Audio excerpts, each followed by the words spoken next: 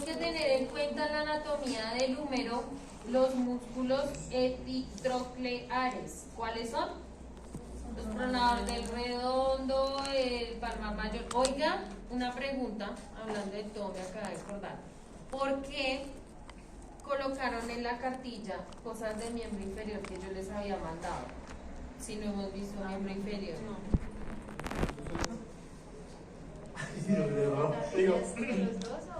Porque se supone que yo les mandé cosas de miembro inferior, pero cuando veamos miembro inferior la ponen en la cartilla. ¿Sí? Hay que ser un poquito ordenado. Gracias. Palmar mayor, palmar menor, cubital anterior y flexor común superficial de los dedos. Y los epicondilios. ¿Sí? Segundo radial, extensor común de los dedos, extensor propio del meñique, cubital posterior y anconio. Solo encontré esto para que se los aprendan. Propapaflecu. Los epitrocleares. Propapaflecu. Nemotec. Propapaflecu. Pro y tiene un fleco como fleco. Tiene un fleco. Tengo un papá pro que tiene un fleco. Entonces, ¿qué movimientos tiene el codo? Flexoextensión, pronosupinación, y aquí es donde viene si tenemos varo o valgo. Si tenemos varo y valgo. Pero es un poco más difícil que determinar el valgo y el valgo del brazo, sino como el de las piernas, ¿cierto? Es un poco más difícil, pero lo tengo que tener en cuenta cuando hago reemplazos de húmero y reemplazos de codo, pues para no afectar esos movimientos y esos rangos articulares que tiene el codo. ¿Listo? Un poquito de historia. 1940 es relativamente joven, ¿cierto? Las artroplasias eran por resección e interposición, y en 1947 apareció la artroplasia parcial con componentes acrílicos. Pero ¿qué pasaba? El reemplazo de codo es un poco más complicado que el de hombro, ¿sí? Por el tipo de articulación y movimiento que hacemos, que es más frecuente, ¿cierto?, que el del hombro. ¿Listo? Entonces, ¿qué pasaba? Los codos o los componentes se degeneraban y eran inestables, o sea, se luxaba el codo con esas prótesis. Entonces apareció algo que se llama prótesis costreñida en 1970. ¿Ah? No pregunto eso. Entonces empezó a aparecer, y todavía hay unas prótesis de estas que se usan, que son como una bisagra, como las bisagras de la puerta. ¿Sí? No, y no va a sonar si no tiene aceite. Robert. No, o sea, le queda bien. No, que se va y le voy a la puerta de la mano. Yo ya la puedo decir. ¿Como las de la puerta? O sea, eso que está atrás, ¿qué? ¿Sí? Que hay una parte que es como el macho y otra que es la hembra. ¿Sí? ¿Sí? Esa es una bisagra, ¿cierto? Y ahí está, miren. Aquí están los dos huequitos, y esta se adapta a esta, es que tiene una vista rara. Ah, no, mírenla acá. Aquí está, ¿sí? Aquí entra, exactamente, entra esta, y las atraviesa como un pin. ¿Para qué? Para generar esa articulación. Por eso se llama abisagrado o en bisagra. Y importante, generalmente los implantes de reemplazos articulares son en cromo cobalto. ¿Listo? ¿Aló? porque ese es digamos que el mejor, ¿cómo se llama eso? El mejor material compatible con los huesos y con el ser humano. ¿Y si es alérgico? ¿Ah? ¿Y si es alérgico? No, a eso no. Siempre hay Ya empezó, Juan. Pero sí, Ya pero sí empezó. hay. Siempre hay uno de cada. Todos los implantes son en cromo cobalto. Por eso, profe. Por eso quiero especializar. Eso no pasa. O alto. Eso se usa hace como, yo no sé, como más de 50 años el cromo cobalto, más yo creo, más de 50 años. Y no han aparecido esa clase de cosas. Que lo que es no cementado es igual de cromo cobalto, pero va a tener la característica que va a tener recubrimiento. ¿Aló? Voy a preguntar eso. El implante es de cromo cobalto. Si es no cementado, va a tener un recubrimiento de hidroxiapatita. ¿Se acuerdan que hablamos de la hidroxiapatita? Sí. Exacto. Cuando los implantes son no cementados, van a tener hidroxiapatita. ¿Listo? ¿Por qué? Porque el no cementado no se va a fijar al hueso como se fija el cementado, ¿cierto? Entonces la hidroxiapatita hace que se nazca hueso entre el implante y el hueso y se quede duro, fuerte. O sea, eso casi no se usa. Sí, sí se usa. Ah,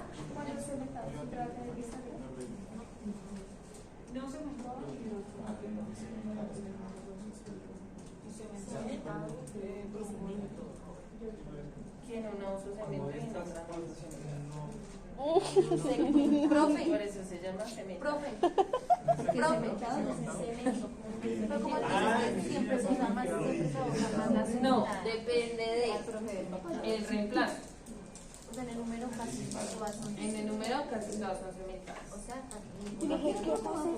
Y ojo, hay implantes, y lo vamos a ver cuando veamos cadera, que es se usa veces en cadera, hay implantes que son en cerámica, como por ejemplo los insertos y las cabezas femorales son en cerámica. ¿Por qué son en cerámica? Porque se usan para pacientes jóvenes. ¿Por qué? Porque duran más que el cromo cobalto. Entonces, pues yo no voy a tener que hacerle un reemplazo a mi paciente, a una revisión de ese reemplazo tan pronto. ¿Sí? Entonces, en los jóvenes, pacientes jóvenes, se usa la cerámica. En cuanto a la cabeza y el inserto, pero eso lo vamos a ver en cadera. Y es más caro, claramente. ¿Listo? Pero, ¿qué pasaba entonces cuando hacíamos esta clase de procedimientos con prótesis abisagradas? Había una falla del implante en la interfaz cemento-hueso. ¿Qué quiere decir eso? Que quedaban como burbujas, ¿sí? Y cuando quedan burbujas entre el implante y el hueso, por ahí queda un espacio. Y por ahí cementado. Otra vez. Vamos a hacer el dibujo. Hueso, ¿cierto? Sí. Exacto. Voy a poner un implante que va intramedular, ¿cierto? Sí. Entonces, yo debo garantizar que todo esto quede lleno de cemento, ¿cierto? Pero ¿qué pasa? Si yo no hago una buena presurización, se llama eso, va a quedar una burbujita por acá, ¿cierto? Y va a quedar esto. Eso se llama interfaz entre cemento y hueso, ¿sí? Esta bombita, si queda ahí, va a generar que por ahí se empiece a aflojar mi implante. ¿Listo? Entonces, por eso se llama que hay una falla entre el implante y la interfaz cemento-hueso. ¿Listo? Y obviamente, por esas burbujas, esa interfaz, había un aflojamiento. Profe, no, ¿cómo se entiende que hueso es mejor? Burbuja. Porque es que en el proceso de colocación del implante, cuando se va a poner con cemento, hay que presurizar. ¿Cómo se hace eso? Entonces, tenemos el hueso, ¿cierto? Debo garantizar que esto no quede con aire.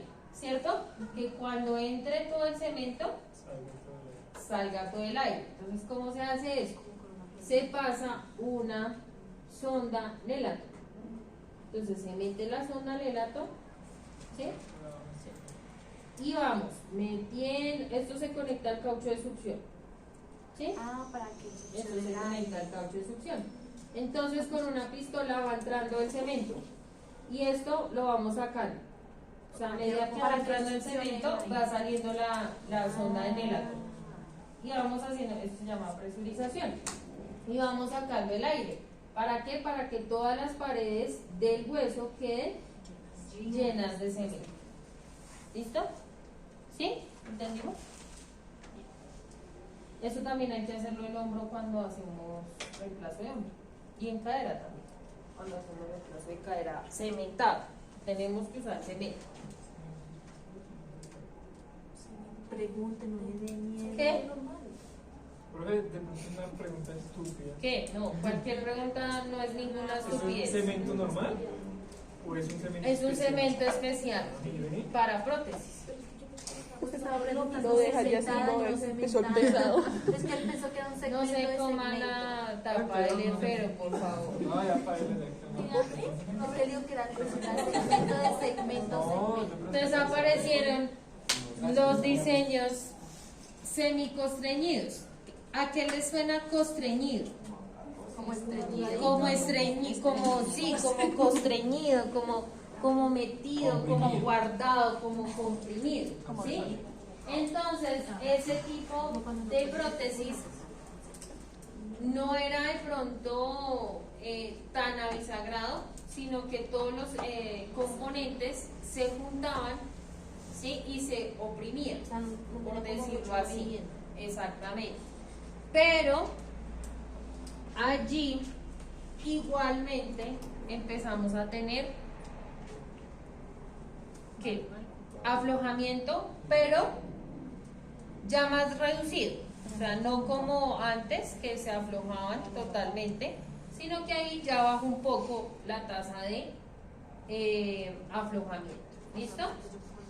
Y empezamos a ganar en el movimiento un poco más de grados en la rotación varo y varo. ¿Listo? Y pues así se llamaba la prótesis. SB3 Zimmer. ¿Ah? Ya no existe. No, porque ya se usan en las costreñidas. ¿Sí ven cómo quedan metitas? Metita, ¿sí?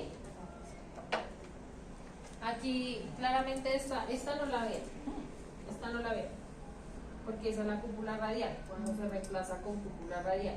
¿Listo? Ah, todavía no la veo. No. ¿Listo?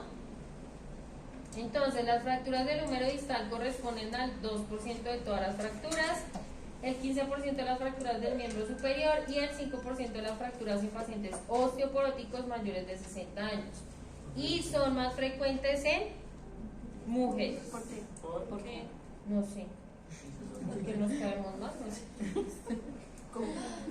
¿Listo? ¿Qué pasa cuando nos fracturamos el húmero? Acuérdense en esas fracturas tan terribles que vimos, tipo C, vueltas, vueltas, sí, ventana. Entonces, son difíciles de reconstruir porque la articulación del húmero distal es muy pequeña, ¿cierto? Es muy pequeña, no es tan grande. Entonces es muy difícil de reconstruir. Entonces, las fracturas del húmero distal provocan pérdida del 25% de la función del codo en adultos mayores. ¿Sí? Por eso hay que hacer reemplazo. La osteoporosis y edad del paciente son factores predictivos de resultados de osteosíntesis insatisfactorios. ¿Qué quiere decir? Que me fracturé, me pusieron placa, pero si soy viejita no voy a tener buen hueso, no se me va a reducir esa fractura, no va a haber una buena consolidación y voy a llegar a no tener una buena movilidad en mi codo y adicional pues llegar a un reemplazo de codo. Por lo mismo, ¿sí? Por ejemplo. Entonces, indicaciones para un reemplazo de codo. artritis reumatoidea, fracturas, pseudoartrosis y tumores óseos.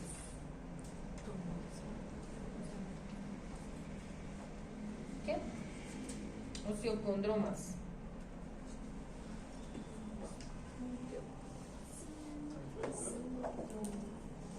¿Paso? ¿Paso?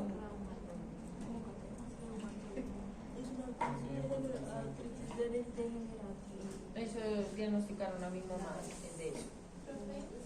Y eso es terrible porque empiezan a doler las articulaciones. Eso es lo que estamos hablando. Es una artritis degenerativa. Sí. Sí. Sí, eso es muy doloroso y empiezan a doler todas las articulaciones. Los hombros, la rodilla, los pies, las manos. Babies. ¿Listo? ¿Qué objetivo queremos con el reemplazo? Aliviar el dolor, garantizar una movilidad anatómica, ¿cierto? Y una funcionalidad, ¿cierto? Es decir, que todos podamos hacer eso. Que mi paciente pueda hacer todos esos movimientos. ¿Bien?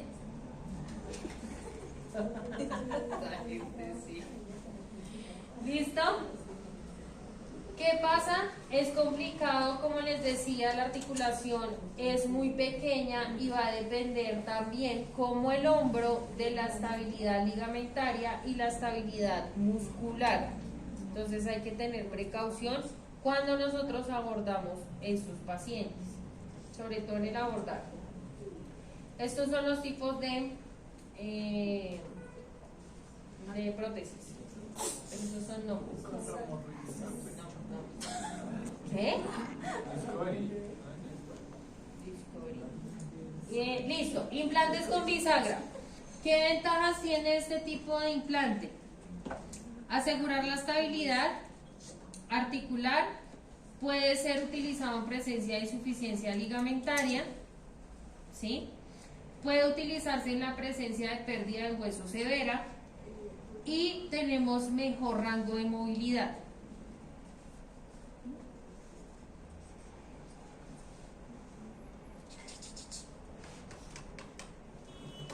Paso. Do, o.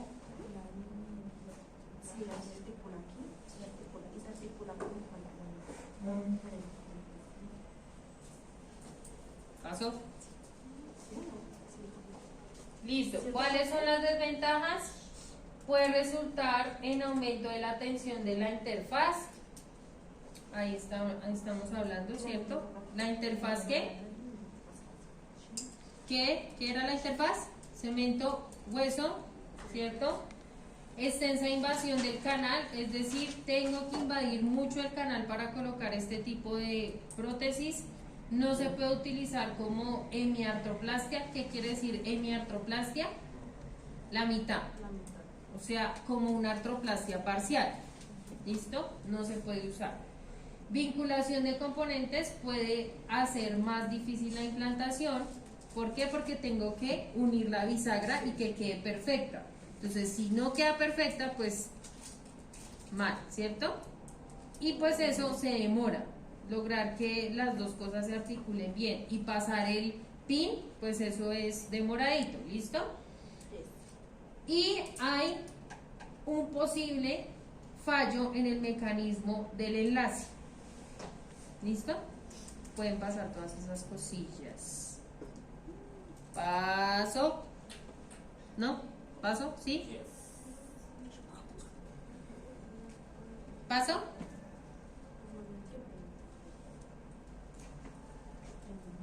Listo.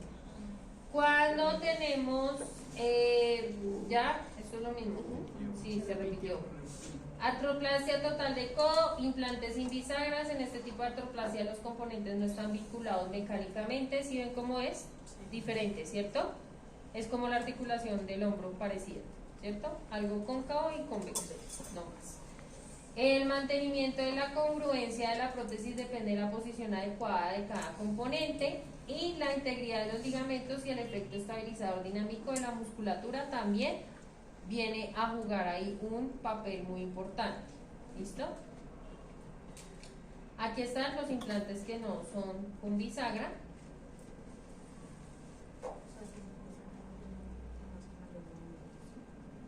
Vamos a ver qué ventajas tienen y qué desventajas. Desventajas. Requieren posicionamiento preciso. Eso está luxado, ¿sí se dan cuenta? Sí. Horrible. Es posible su luxación o luxación de la articulación. Es difícil de utilizar cuando existe la necesidad de compensar la pérdida de hueso o insuficiencia ligamentaria, o sea, no nos sirve si digamos tenemos mucha pérdida ósea, no nos sirve. ¿Sí? Capacidad limitada para la liberación de los tejidos blandos. Y pues miren eso. Si no tenemos buenos ligamentos ahí, se nos va a luxar. Entonces pues tiene como un poco más de desventajas que la de bisagra, ¿no? ¿Paso? Listo. Ventajas: los implantes son menos limitados, hay menos invasión del hueso y algunos componentes humerares anatómicos pueden utilizarse como hemiartroplastia, es decir, como un reemplazo parcial. ¿Qué quiere decir eso? Que yo puedo poner o el implante de arriba y articularlo normalmente anatómicamente, o poner el de abajo y articularlo. El otro sí viene incompleto. El de bisagra no lo puedo hacer. Por eso, porque viene completo. Exactamente. Este Sí. por partes. Este sí. ¿Por qué? Porque es que por ejemplo, el de abajo se parece mucho al olecrano, ¿cierto? Entonces, por eso lo puedo usar él solo, o puedo usar el de arriba solo. El otro toca. Me sirve. La bisagra sí la tengo que poner completa. ¿Sí? ¿Es claro? No sé, no me pongan cuidado. Listo, artroplasia total de codo. Si no me ponen cuidado, no los dejo volver a grabar. Y una vez les advierto. Implantes combinados. En este tipo de artroplasia, los componentes poseen componentes mixtos, constreñidos o no constreñidos. Miren la cúpula radial.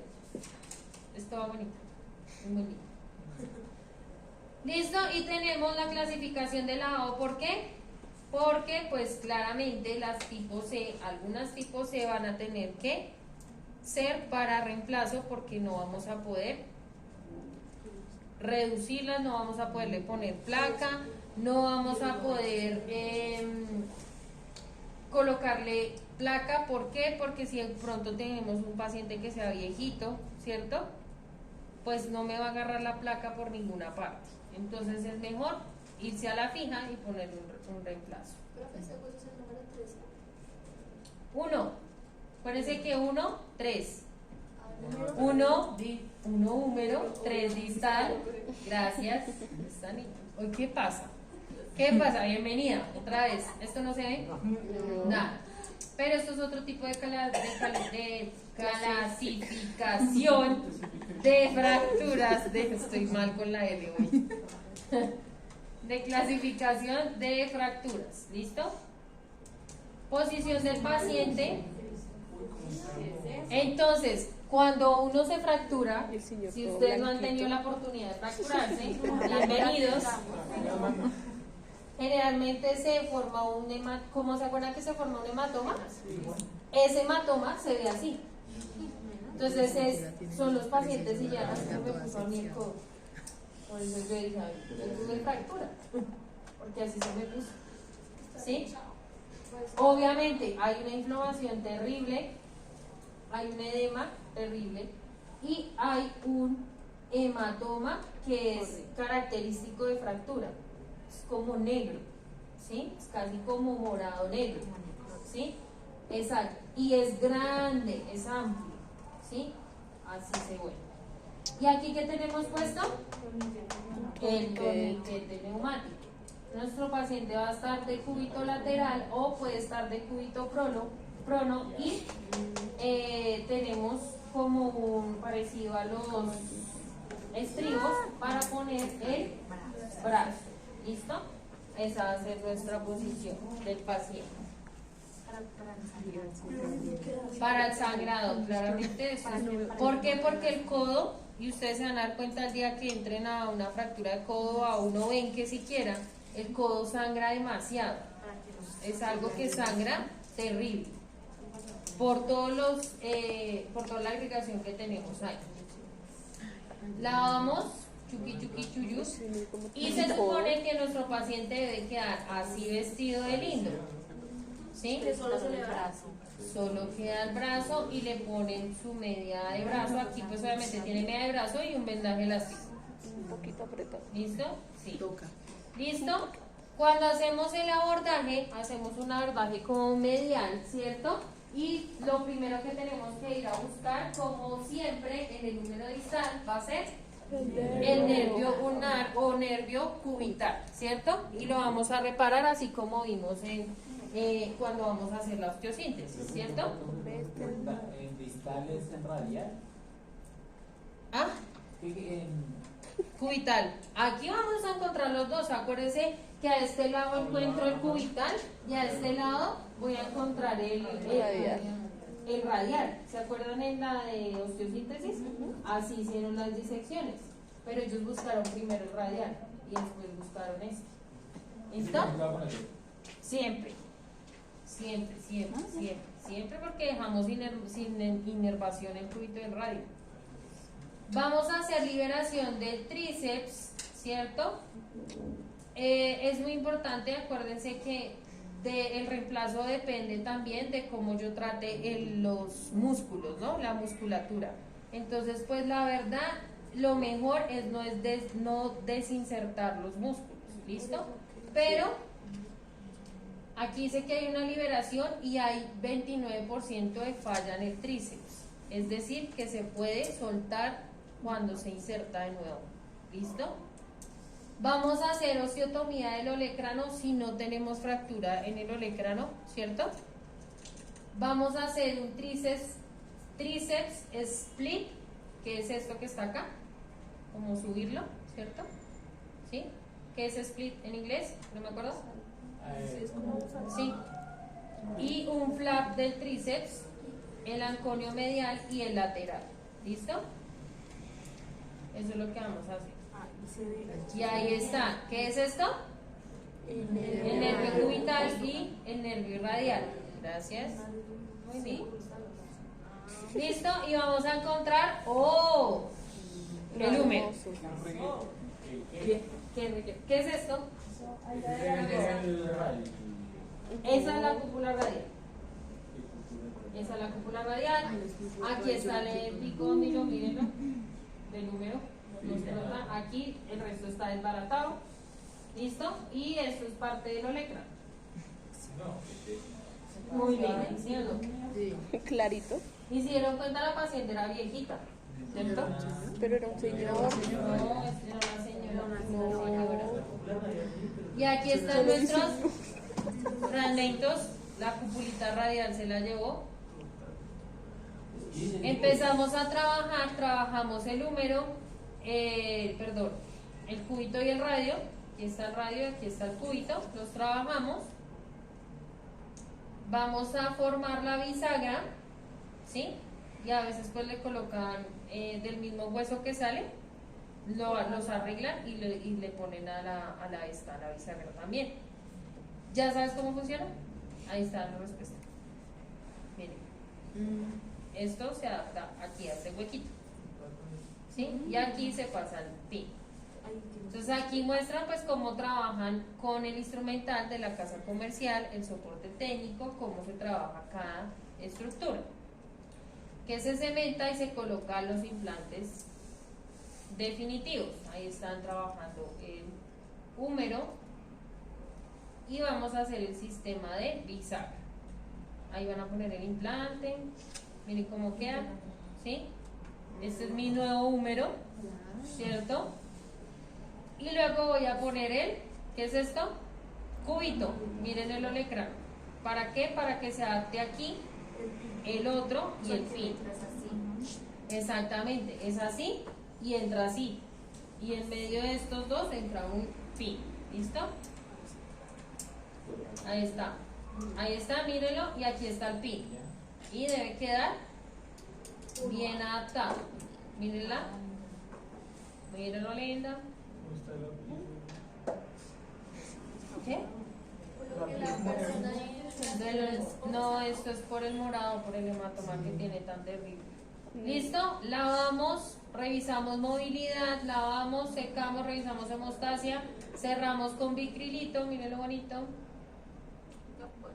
Y cerramos. ¿Listo? Y podemos hacer, si tenemos olecrano, podemos hacer 1E. ¿Listo? Y cerramos, miren ese morado tan horrible. Y así queda, es una señora y está haciendo los movimientos, ya no tiene su bracito inflamado ni nada, ¿sí? Mire lo flaquita que es la señora y cómo tenía el brazo. Este lo tiene grueso y este flaco. Se lo tiene grueso. Después de... ¿Listo? ¿Ya? Bien. Esto también es de las fracturas. Y se pueden producir fracturas periprotésicas, así se llaman este tipo de fracturas. Cuando se fractura por encima de la prótesis se llaman fracturas periprotésicas. ¿Listo? Listo. Fijación interna, atroplasia de codo, durabilidad sin restricciones, sin complicaciones, relaciones a prótesis. No es necesario la consolidación o retorno a actividades de recuperación del evita la unión, osteosíntesis degenerativa, no unión degenerativa, rehabilitación intensa, falla mecánica, mayores restricciones, tasa de infección. Y ya. ¿Listo? ¿Preguntas? Sí, profe, entonces Todas. entre bisagra, sin bisagra y mixta, ¿cuál es mejor? O eso ya depende mucho del paciente. También. Pero ahora usan la bisagra y usan las costreñidas también. Porque las costreñidas, la semicostreñida solo es así, ¿cierto? La costreñida cubre todo. O sea, del sistema es todo así completo, pero tiene el mismo funcionamiento. Es mejor la costreñida. Esa no la puse. Ah, yo sí iba a decir esto, pero no lo puse. ¿Listo? ¿Qué hora es? ¿Se acabó la clase? 11:22. Pero se puede usar. Digo una.